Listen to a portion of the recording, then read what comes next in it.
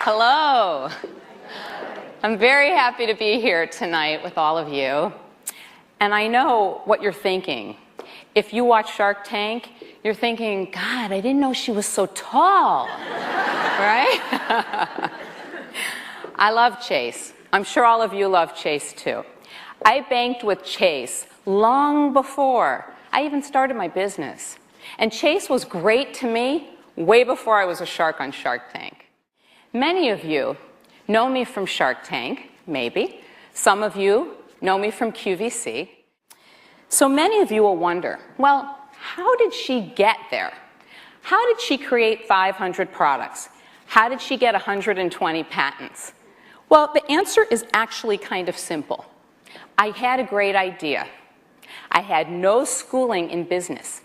I had no entrepreneurship class or MBA. I just thought of one great idea, and then I had the passion and the drive to bring it to life. And so I'm thinking, like all entrepreneurs do, so I know many of you will be shaking your heads at this, we think our idea is the best thing ever and everybody's going to buy it, right? So I race home and I draw it out. You can see there, I don't draw so well. I kind of chicken scratch. So I draw up my idea and I tell it to my husband, Dan. Now, Dan is an accountant. So he's, you're laughing already. You probably know what I'm about to say. So Dan is meticulous, and he'll draw nice, neat lines and all of that. So Dan sees mine, and he says, let me fix that for you, okay? So Dan draws it. So that's a beautiful thing, right? Because, of course, nobody's picking up the phone for me, right? And eventually, probably because I annoyed him so badly, the buyer picks up the phone. And I had one sentence that I would say really fast, because you don't want to take up too much of your time, but you got to grab them. And I said, I have the coolest new product. There's never been anything out there like it. It's an earring organizer. It holds 100 pair of piercer clip-on earrings, sliding earring stands. I promise you, I can show it to you in just 5 minutes. I'm going to be in Dallas next week. If you will give me 5 minutes of your time, I'll set my clock, and if you don't like it, I will boot myself out the door. He says, all right, what do I have to lose? So, of course, I have no plan to be in Dallas, but I pick up the phone. So I had never set out to be a serial inventor.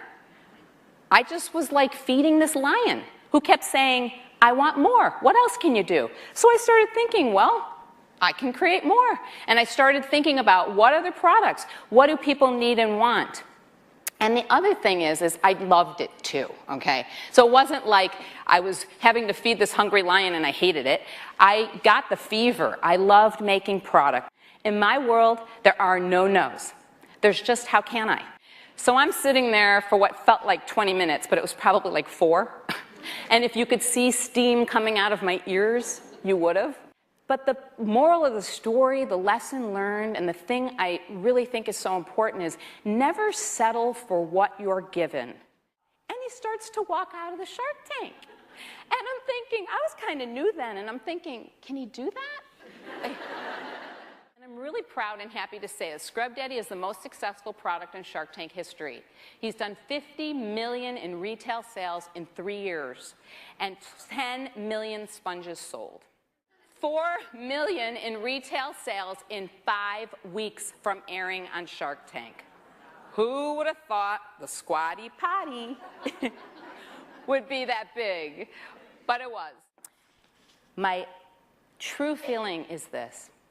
No matter who you are, no matter what age you are, no matter the time in your life, if you have a dream and you have the drive, you can make anything happen.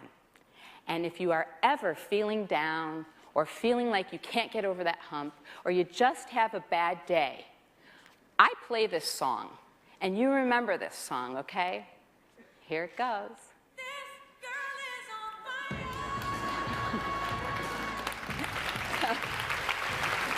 Thank you.